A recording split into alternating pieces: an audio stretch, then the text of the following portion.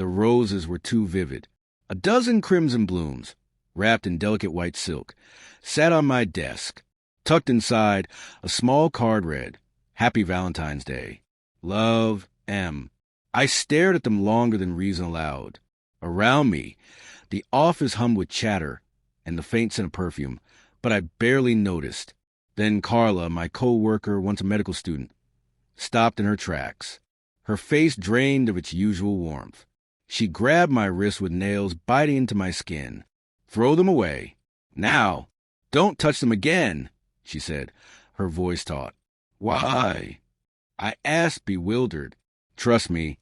Go to the hospital. Ask for a contact toxin test." Immediately, her hand trembled. I glanced back at the bouquet. The stems glimmered unnaturally. Moist, too moist. My chest tightened, a cold weight crawling under my skin. I didn't argue. I didn't pack a bag. I left the roses untouched, their fragrance lingering like a silent accusation. At the hospital, under harsh fluorescent lights, a nurse swabbed my hands. 2 hours later, the results came back. A neurotoxin, lethal on contact. Someone had tried to kill me. And the sender, my wife. The doctor's words were a blur. Residual absorption, early detection, careful monitoring. I nodded, distant, my mind trapped in one image. Her text that morning, "Surprise, waiting for you." I had smiled at it. Now I could only see her handwriting on that card. Smell her perfume. Imagine her knowing exactly when the roses would arrive. The betrayal wasn't loud. It was quiet, meticulous, a hand tightening around my throat with a smile. That evening, she lounged on the couch, glass of wine in hand. "Roses came okay?" she asked casually. "They did," I said, voice steady. "Good. I thought it would be nice for once." For once. The words hung between us, dark and cold. I didn't confront her.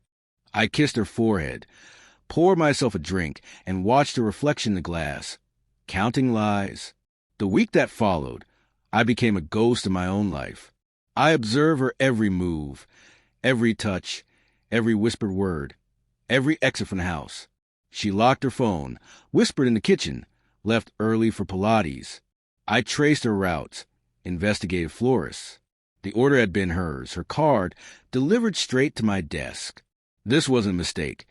It was professional, synthetic, precise. I turned to a friend in forensics. He studied the residue from my hands. "This was made by someone who knows exactly what they're doing," he murmured. I already knew who. That night, while she showered, I accessed her phone with her fingerprint. Messages were encrypted, but one name stood out. Dr. Hallstrom, a college friend. The last message, "Once he's gone, never speak of the dosage again." I stared at it. My pulse didn't quicken. My hands didn't shake. Inside, I went numb.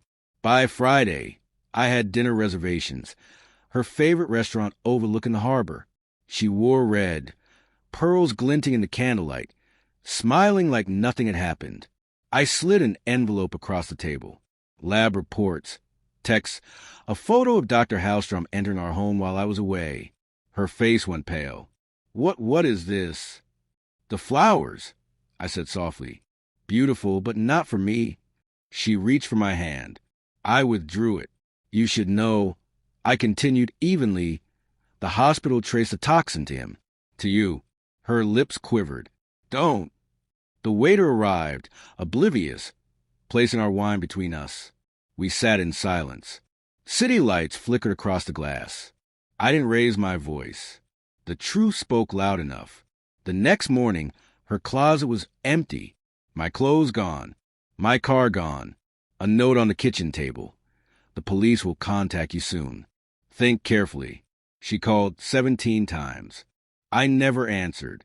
Later, I filed an anonymous report, enough to spark suspicion, to unravel her perfect life. Her license revoked, her lover investigated, her reputation in shreds. I didn't destroy her. I watched her crumble. 3 months later, I lived quietly. No flowers, no perfume, no lies.